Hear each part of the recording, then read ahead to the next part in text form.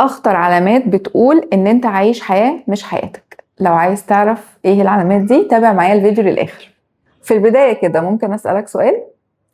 لو صحيت بكرة الصبح واكتشفت ان كل الناس اللي حواليك اختفوا، لا حد هيحكم عليك ولا حد هيقيمك ولا حد هيزعل منك ولا حد هيقولك المفروض تعمل ايه، هل هتكمل عايش بنفس الطريقة اللي انت عايش بيها دلوقتي؟ لو اجابتك كانت لأ، يبقى غالبا في جزء منك عايش حياة مش حياته. واخطر حاجة في الموضوع ده ان معظم الناس مش بتضيع نفسها فجأة. محدش بيصحى الصبح يلاقي نفسه ضاع، لكن احنا بنضيع نفسنا بالتدريج. في كل مرة بنسكت عن رأينا، وفي كل مرة بنرضي الناس على حسابنا، وفي كل مرة بنمشي في طريق ما كانش المفروض نمشي فيه، لحد ما يجي يوم ونبص في المراية ونسأل أنا بقيت مين؟ في الحلقة دي هنتكلم عن العلامات اللي بتقول إن أنت ممكن تكون بشكل كبير بعدت عن نفسك الحقيقية.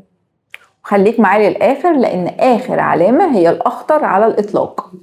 العلامة الأولى: بتعيش علشان القبول أكتر ما بتعيش علشان نفسك. قبل أي قرار بتفكر هيقولوا عليا إيه؟ هيقبلوني؟ هيزعلوا مني؟ يا ترى هخسر حد؟ وبدل ما السؤال يكون أنا عايز إيه، بيبقى السؤال هم عايزين مني إيه. ومع الوقت بتبدأ تبني حياتك كلها على توقعات الآخرين منك. تاني علامة: بتحقق أهداف ولما بتوصل لها ما بتحسش بالسعادة.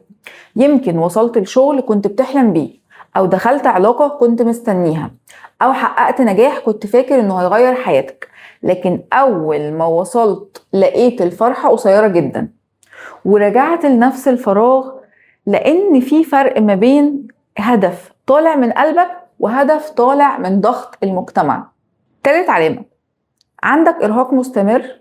مش شرط يكون عندك مرض، لكن انت حاسس ان انت مستنزف، وان كل حاجة بتاخد منك مجهود كبير قوي، حتى الحاجة البسيطة، عشان انت بتبذل مجهود كبير جدا ان انت تكون شخص تاني غير نفسك.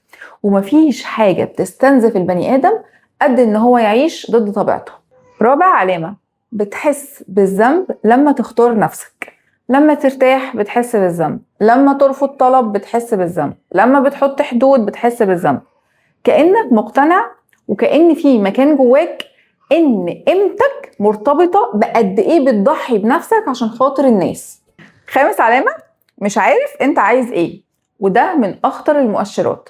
يعني لو سألتك دلوقتي ايه الحاجة اللي انت نفسك فيها فعلا، مش الحاجة اللي الناس عايزاها، مش الحاجة اللي المجتمع شايفها صح، لا، الحاجة اللي انت شخصيا عايزها، هل هتعرف تجاوب بسهولة ولا هتحتار؟ لأن الشخص اللي قضى سنين بيسمع صوت الناس هيجيله مرحلة مش هيبقى عارف يسمع صوت نفسه. العلامة السادسة: حياتك كلها انتظار. لما اتجوز، لما اتطلق، لما اخلف، لما الاولاد يكبروا، لما المرتب يزيد، لما اسافر، لما وكأن الحياة الحقيقية هتبدأ بعد مرحلة معينة. لكن الحقيقة ان الحياة مش مستنياك، الحياة بتحصل دلوقتي. سابع علامة: بتخاف تكون نفسك الحقيقية. عارف ايه اصعب حاجة؟ انك تبقى عارف انت مين، لكن خايف تظهر ده قدام الناس، خايف الناس ترفضك، خايف تتفهم غلط، خايف تخسر التقبل، فتفضل تلبس في الأقنعة، ومع الوقت القناع بيثبت على وشك لدرجة ان انت بتنسى ملامحك الأصلية. تامن علامة وأخطر علامة: انك تبقى ناجح من بره ومنهار من جوه. الناس شايفاك كويس، حياتك شكلها كويس، يمكن عندك شغل، أسرة، مكانة، لكن جواك في إحساس دايم إن في حاجة ناقصة، إحساس غريب، كأنك غريب عن حياتك، وكأنك بتتفرج على نفسك عايش لكن مش عايش فعلا. نيجي لنقطة التحول. طيب لو اكتشفت فعلا إن أنت بعيد عن نفسك، هترجع إزاي؟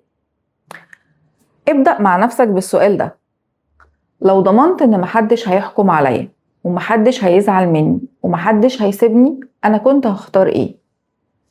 اكتب الإجابة حتى لو كانت إجابة بسيطة، لأن الرجوع لنفسك هيبدأ فعلا بخطوة بسيطة.